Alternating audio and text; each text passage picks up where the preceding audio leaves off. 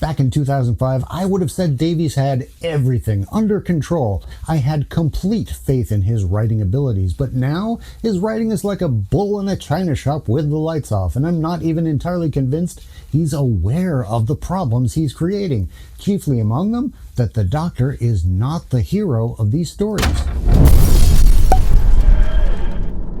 In my last video, I pointed out how he did something blatantly hypocritical and the dangerous implications that could have in the messaging you send to your audience. This is a kid's show after all. And the biggest one of all by far is that the Doctor is a bystander in his own show, and it happens yet again in the newest episode, Rogue. Sorry, wrong graphic. My bad. Bridgerton is hot right now, so of course they want to jump on that bandwagon right down to the orchestra playing Billie Eilish and Lady Gaga.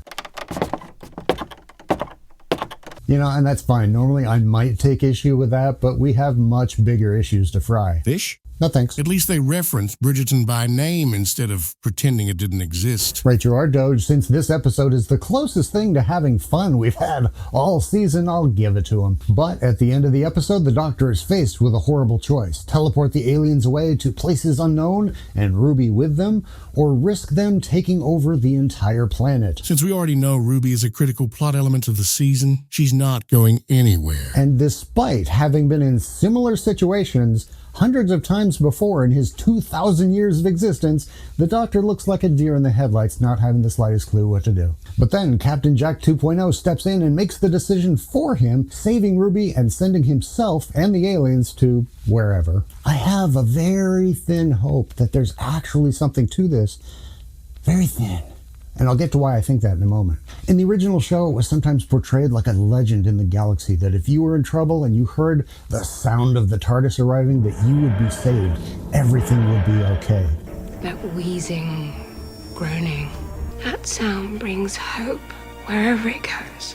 This Doctor, as written, is not it. Now think about this for a moment. Since this is a kid's show, what's the message we're sending here?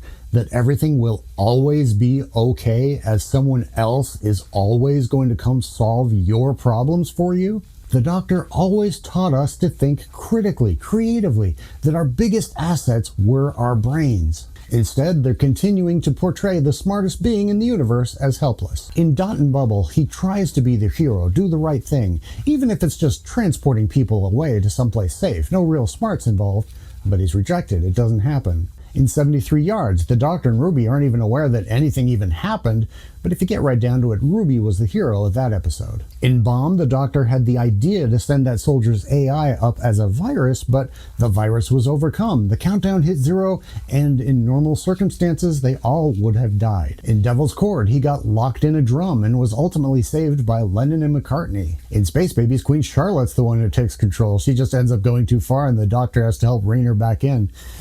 Talk about Bridgerton. Now, I hesitate to even bring this up, as it would indicate something akin to hope.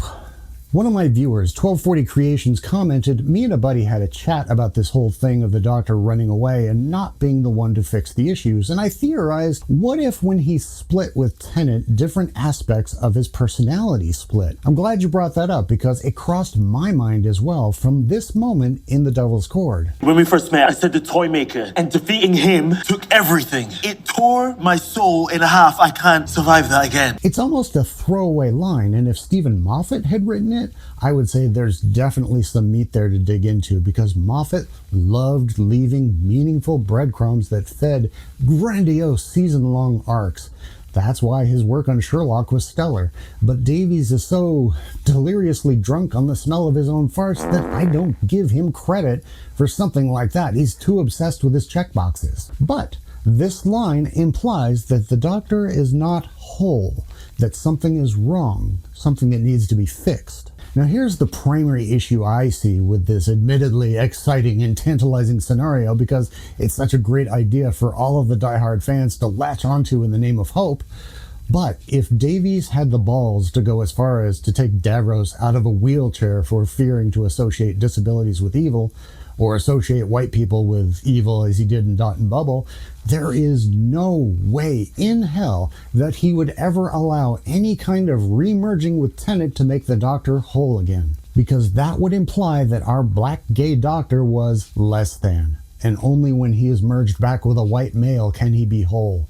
And you know what? From that perspective, I completely agree that it would send the wrong message. We'd be compounding one wrong with yet another wrong. So that is not happening. We only have one episode left. Since it's a two-parter, the Doctor's last chance is going to be in that second episode. What about Captain Jack 2.0? King George looks and sounds so much like Captain Jack. A lot of people thought this was an outright recasting, considering John Barrowman's off-screen issues, but I don't think so. I think it's more likely that Davies has a type and he's just doing a lazy copy-paste.